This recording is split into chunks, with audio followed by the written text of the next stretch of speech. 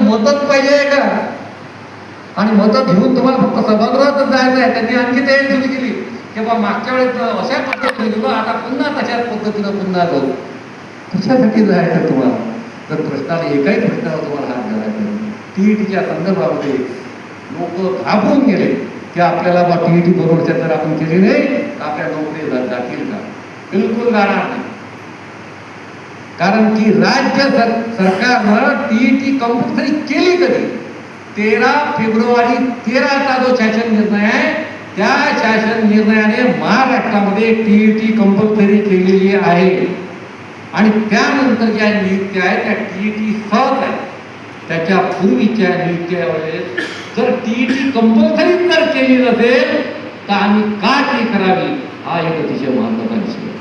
आणि त्याच्या जर कोर्टाचा जर निर्णय जर वाचला तर त्याच्या 22व्या परिषदामध्ये पुन्हा हे नमूद केलं आहे की जर कोणाची खरोखरच जर तक्रार असेल आणि त्या निवेदनाच्या माध्यमातून तक्रार जर संबंधित विभागाकडे जर गेली तर त्या संबंधित विभागानं त्याचा विचार करावा, हे त्याच्या 22व्या परिषदामध्ये नमूद आहे कोर्टाच्या निर्णयात. आणि हा डबल बेंचचा निर्णय आहे. या संदर्भातली रिव्ह्यू याचिका शासन फुल बेंचकडे टाकू शकते किंवा महाराष्ट्र शासन या संदर्भातला शासन निर्णयामध्ये स्पष्ट करू शकते का मी 13 फेब्रुवारी 13च्या शासन निर्णयाने टीईटी महाराष्ट्रामध्ये लागू केली असल्यामुळं त्याच्या पूर्वीच्या लोकांवर आम्हाला कारवाई करता येणार नाही, इतकी स्पष्ट भूमिका या संदर्भातली आहे. परंतु आमचे प्रतिनिधी या संदर्भात बोलत नाही. आणि म्हणून आपण जागृत राहिलं पाहिजे की भविष्यामध्ये आपल्या नेतृत्वाची धुरा कोणाकडे सोपवायची आहे आपल्याला, याचा विचार या अनुषंगाने या अधिवेशनाच्या माध्यमातून आपल्याला करायचं.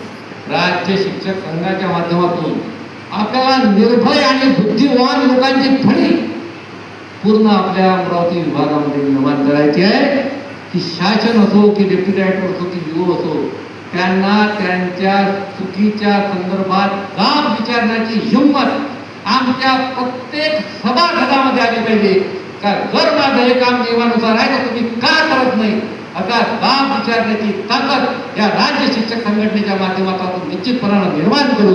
आणि ती निर्माण झाल्याशिवाय राहणार नाही याची मला अपेक्षा आहे. निश्चितपणानं आपण आला आणि इतक्या वेळपर्यंत आपण माझं ऐकून घेतलं, त्याबद्दल सर्वांचे धन्यवाद व्यक्त करतो.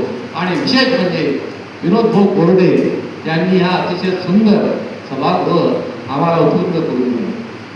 म्हणजे मला असं वाटते की माझ्या